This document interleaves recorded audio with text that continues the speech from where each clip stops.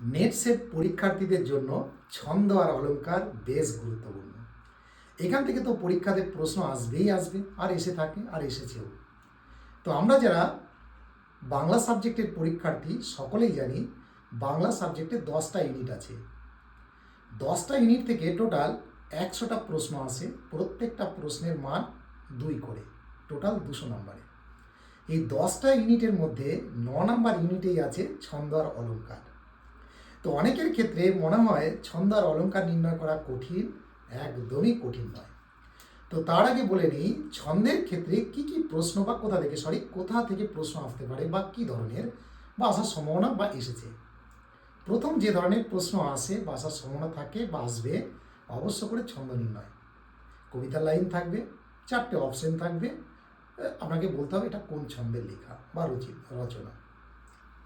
2 নম্বরে যে প্রশ্ন থাকবে, যে ধরনের প্রশ্ন থাকবে সেটা হচ্ছে ছন্দের উপরে কোন ছান্দসিক বা কে কি বই লিখেছেন, সেই বইটার নাম, বইটার প্রকাশকার বা বইটা রিলেটেড নানা ধরনের প্রশ্ন উৎসর্গ আসতে পারে। তৃতীয় যে ধরনের প্রশ্ন আসার সম্ভাবনা থাকে, কে কোন ছন্দের কি নামকরণ করেছেন এবং কেন। আর চতুর্থত যে ধরনের প্রশ্ন আসার সম্ভাবনা থাকে বা এসে থাকে, ছন্দ রিলেটেড নানা জ্ঞানমূলক প্রশ্ন। দল কাকে বলে, লয় কাকে বলে, মাত্রা কাকে বলে, নানা ধরনের প্রশ্ন। যাই হোক, আমি এখানে এখন বলতে চাই ছন্দ নির্ণয়ের আগে যা যা আমাদের খুব গুরুত্ব সহকারে শেখা উচিত। এই পয়েন্টগুলো যদি আমরা না জানি, ছন্দ মনে হয় না সঠিক নির্ণয় করা খুব সহজ। তো আমি দেখুন, প্রথমত আমি লিখেছি ছন্দ। প্রথমত বলে নিই, এই ছন্দ থেকে প্রশ্ন আসতে পারে। না না, ছন্দ কাকে বলে সেটা নয়, ছন্দকে নিয়ে কে কি সংজ্ঞা দিয়েছেন, যেমন প্রশ্ন আসতেই পারে রবীন্দ্রনাথ ঠাকুর কি বলেছেন, এই ধরনের।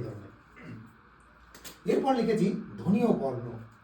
তো ধ্বনি কাকে বলে, বর্ণ কাকে বলে, ধ্বনি বর্ণের পার্থক্যই বা কি, এটা আমরা সকলেই জানি। 2 নম্বরে লিখেছি দল কাকে বলে। এই দল কাকে বলে, দল কত প্রকার, নানা প্রশ্ন, এটা আমাদের জানতে হবে। কেন, সেটা আমি নেক্সট আসছি। 3 নম্বরে লিখেছি কলা ও মাত্রা। কলা কাকে বলে, মাত্রা কাকে বলে, এটাও জানতে হবে।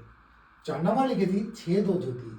তো ছেদ ও জ্যোতির মধ্যে সূক্ষ্মাতি সূক্ষ্ম পার্থক্য আছে, নিশ্চয়ই আছে, ব্যবহারের উপরে, সেটা আমাদের জানতে হবে। 5মে লিখেছি জ্যোতিলোক। তো জ্যোতি যেহেতু আছে, তার লোক তো থাকবে, তো স্বাভাবিক। তো জ্যোতিলোক কাকে বলে এবং কোথায় বসে, সেটাও গুরুত্বপূর্ণ। 6 নম্বরে লিখেছি পর্ব ও পর্বাঙ্গ। তাহলে পর্ব থাকলে নিশ্চিত তার অঙ্গ থাকবে, তাহলে পর্ব কাকে বলে, পর্বাঙ্গ কাকে বলে, সেটা আমাদের ধারণা থাকা উচিত। 7 নম্বরে লিখেছি পংক্তি, তারপর লিখেছি চরণ। তো পংক্তি, চরণ, লাইন, পদ, স্তবক, নীল, শাসাগা, লয়, এই যে 13টা পয়েন্ট আমি লিখেছি, এই 13টা পয়েন্ট যদি আমরা খুব সচেতনভাবে শিখে নিই বা জেনে যাই, তো আমরা ছন্দ নির্ণয়ের প্রাথমিক পাঠটা শিখেই যাব। এরপর আমি বলি এই দল সংক্রান্ত 2টি কথা বলবো আমি।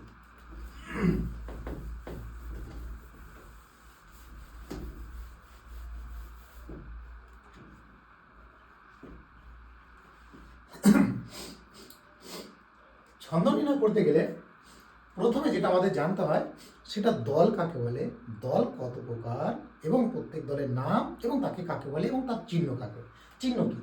প্রথমে লিখেছি দল, এই ইংরেজিতে বলে সিলেবেল। তো এখন অনেকে অক্ষর বলে, এক ঝোঁকে শব্দের যতটুকু অংশ উচ্চারণ করা যায় তাকে দল বলে। অন্যভাবে বলা যায়, বাকযন্ত্রের সাহায্যে আমরা যেটুকু স্বতঃস্ফূর্তভাবে উচ্চারণ করি, সেটাও দল। এই দল 2 প্রকার। এক হলো মুক্ত দল, একে ইংরেজিতে বলে কি, ওপেন সিলেবেল বলে, মুক্ত দল। 2 নম্বর রুদ্ধ দল, এটাকে ইংরেজিতে কি বলে, ক্লোজ সিলেবেল বলে। যাই হোক, এখন মুক্ত দল কাকে বলে, লেখাই আছে মুক্ত মানে ওপেন। আমরা এভাবে বলতেই পারি যে দলের শেষে স্বরান্ত অর্থাৎ স্বরধ্বনি থাকে, তাহলে মুক্ত দল। যেমন যদি বলা হয় লতা, যেমন যদি বলা হয় পাতা, প্রত্যেকের শেষে স্বরধ্বনি আছে, তাই এটা মুক্ত দল। এর সঙ্গে আরেকটু দেখে নিই আমরা, মুক্ত দলের চিহ্ন কি। মুক্ত দলের চিহ্ন অর্ধচাঁদ, এটা মুক্ত দলের চিহ্ন। ব্যাস এইটুকুনি মুক্ত দল সংক্রান্ত। এবার রুদ্ধ দল। রুদ্ধ দল মানে ক্লোজ। রুদ্ধ দল আমরা তাকেই বলবো যে দলের শেষে ব্যঞ্জনধ্বনি থাকে, অন্যভাবে বলা যায় ব্যঞ্জনান্ত। আরও ঘুরিয়ে বলা যায় যে আশ্রয়ভাগী ধ্বনি যে ব্যঞ্জন ধ্বনি দিয়ে শেষ হয়ে যায় সেটাও রুদ্ধদ্বয়, বা হস চিহ্ন থাকে সেটাও রুদ্ধদ্বয়।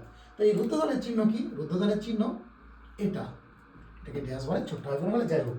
এই যে দল সংক্রান্ত এইটুকু ধারণা যদি আমাদের থাকে, তাহলে আমরা ছন্দের বেসিক ধারণা নিয়ে নিলাম। এরপর আমরা দেখাবো এই মুক্ত দলের দল নির্ণয় করা। এর পরের ভিডিও বা পরের ক্লাসে আমি দল নির্ণয় করা শেখাবো।